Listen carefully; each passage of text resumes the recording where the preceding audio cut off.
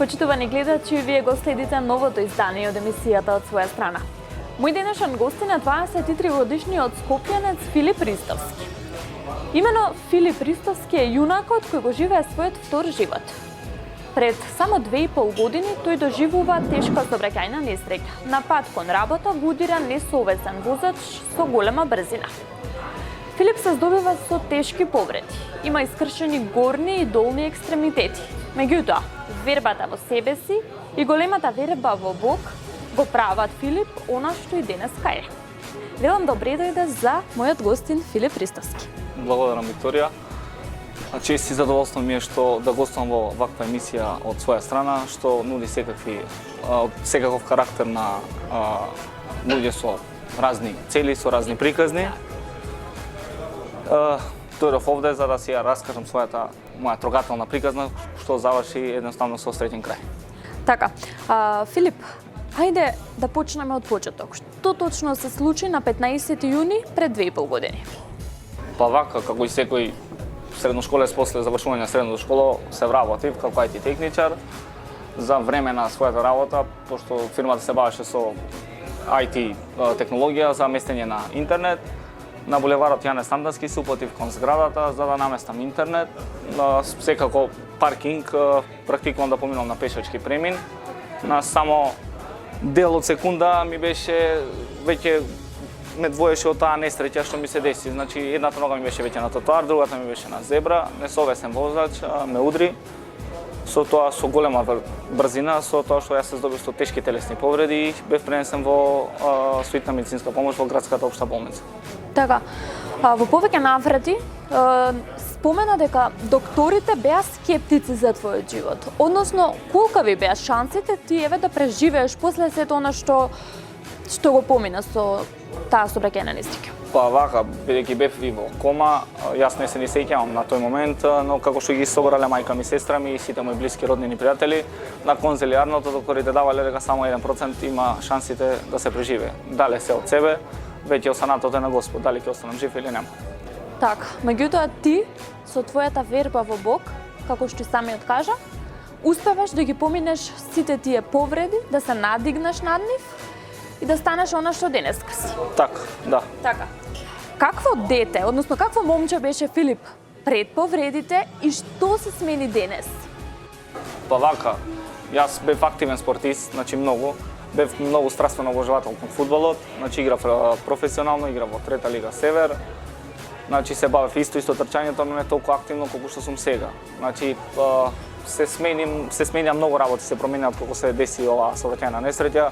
Значи падна физички, на психички, на секој начин паѓаш од таа форма што си бил пред тоа. Без поддршката во животот не правиме ништо. Еве, Сега. во тие моменти, кој тебе ти беше најголемата поддршка и ете можеби кој веруваше дека ти си херој дете и дека ти ќе ги поминеш сите тие тешкоти? Бидејќи мајка ми беше во тој момент од кога се десила тоа била како изгубен. Изгубена не била во сознание, значи сестра ми беше таа единствена што веруваше во мене и дека секој ден се велела дека ќе стане и дека ќе се издигна пак на нозе и ќе се вратам истиот Филип што бев и пред тоа. Така, ти ги изненади сите, после 21 ден во кома, ти се будиш. Така, колку време ти е потребно тебе за да останеш во болница и да се кренеш за да можеш да се вратиш дома? Па требаше долго време, исто како сега што го учам внук ми да оди да шета, истото и мене ми се дешаваше тоа, значи се дешава многу, значи скоро година до па и две веќе требаше да се опоравам доста од собраќајката, заминав. Значи ти 2 години беше во болница? Да. Значи рехабилитацијата после тоа многу ми помогна во Катлановска бања. Ќе го напоменам и физиотерапевтот Илија Жежов, кој многу ми помогна во одењето, значи во секоја каде да одам, значи без него јас мислам дека немаше да продам. Така, Филип. Дали може би ваквата повреда малку како да те освести, како да ти го покажа, да ти го докажа она дека сме многу мали, многу сме немојкини пред животот, за да се соочиме со она што ќе ни го донесе секундата. Па лекција е тешка лекција, значи да ја играш најтешката борба со животот, значи со здравието, пред се играш самиот себе со животот и со здравието. Што ти научи од таа лекција? Па научив многу доста. Дека истото не можеш, минатото не можеш да го промениш. Кои луѓе остана во твојот живот? Па најблиските што беа со мене во тие дадени тешки моменти. Така. Добро, Филип, тоа е минато кое што не сакаме да се повтори. Јас те викнав во мојата емисија и да го кажеме тоа, нели? И од тоа да извлечеме една мотивирачка порака и да ја прикажеме пред нашите гледачи. И пред повредите. Меѓутоа, и за голема среќа, ти си доста успешен и ден денес. После рехабилитацијата се враќаш на твојата најголема пасија, односно твојата најголема љубов. Тоа е спортот. Ке се осврнеме прво пред повредите, ќе кажеме што точно ти спортуваш, што се имаш освоено, гледачите може да го погледнат тоа на камерите, и да прикажеме нели каде се земаш учество. Значи пред повредите само играв активно фудбал, рекреативно, активно, значи игравме на турнири, имаме доста многу освоени турнири. После од како се деси таа сообраќајна несреќа, значи активно земав учество и во атлетиката и во фудбалот. Не знам од каде ми дојде таа мотивација за да земам во атлетиката. Само после неколку рехабилитации во Катланово јас отидов на мојата прва трка во Методија Веновски метод покрај Кеј.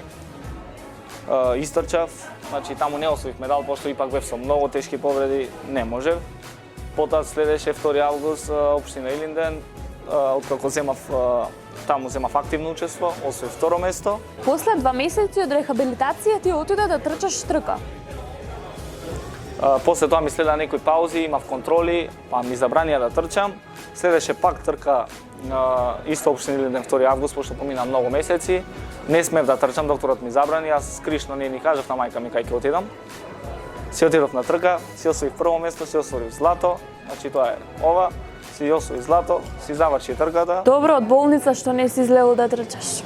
Па, така некако. Филип, од каде љубовта кон трчањето? Ти ми напомена дека си члени на клуб за трчање, ајде малце тоа да го... Па вака бев, долго време бев во најклубот, сега се префолив моментално во кај нас еден од најдобрите атлетичари Александар Кираџиев, сега сме кај него, Кираџиев тренинг систем. Љубовта кон трчањето не знам, од самата себе ми искочи од болница, како немав толку верба во атлетиката, сега само мотивација ми е трчањето и обсесија ми е поише километри да поне. Веруваш ли дека некогаш повторно ќе облечеш патики, ќе Да, искочиш? многу на верба во самиот себе, дека ќе успеам еден ден и дека пак ќе заиграм фудбал и дека ќе освојам. Обсесија ми беше тоа. Така. Што е следно на твојата план листа? Следно на мојата... освојуваш следно? Па сега најбрзо што се спремаме во недела, тоа е Скопје трча 2019-та. Секоја година имам активно учество. Сега зависи до медалите. Лани исто оставив медал. Со оваа година планираме со подобро време, па се надевам и злато.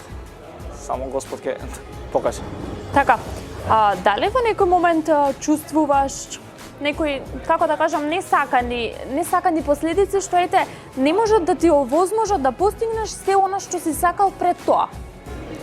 Па има сега ситни делови, пример што не можеш да работиш нешто што епнене физички, но ипак се држам. Се држам и тоа што сум го правам и тоа што го не можам со малце напор, со малце работа, труд, можам. И дали сакам да те запрашам, дали луѓето околу тебе, односно твоите блиски, те гледаат исто како момчето Филип пред сообраќајната или Да, истиот. дете што ете било 2 години во болница? Исто ме гледаат, истиот Филип, пошто истиот се врати во живе вториот живот, гледа сега што е подобро, се бориме. Тоа ми е обсесија. Ти се чудат ли на ентузијазмот да трчаш после 2 месеци од Катлановска бања на кеј? Па да, дури и докториве се чудат кога ќе одидам на контроли, дури плачат, пошто каков сум бил целиот со тие повреди, добиваат ко среќа им е, од среќа плача, дури што ме гледа дека одам, дека се движам, едноставно дека животот го живеам пак. Така. Најзначајно за тебе е вербата во Бог, но и вербата во самиот себе си. Може би токму таа верба е двигателот што те движи напред. Така? Така, да. Значи само со верба во Господ успеав и тоа што се издигнав денес, тоа што сум. Го постигнав резултат и се надевам дека уште ќе постигнам. Точно. Тоа ми беше следно прашање. Кои ти се плановите за воиднина? Дали пред тебе има некоја препрека? Па сега за не, планот воиднина ми е да заиграм професионално, сакам во тек сум со тоа, полека го реализирам да заиграм во професионално фудбал, во некој од македонските клубови или ќе видиме за понатака и да повинам сепак повеќе километри во трчањето, тоа ми е сепак повеќе обсесија. Така. Филип, кој е твоето, еве да го наречам, рамо за плач? На кого можеш да се потпреш дури и во 3 на полноќ? Па на мојата сестра, можам да ја кажам се во било кое време, можам да се обратам. Така. Како вистински херој и борец, не на повредите, не на состојбата во која што си бил, туку вистински херој на животот. Што ќе порачаш пред гледачите на телевизија Сонце?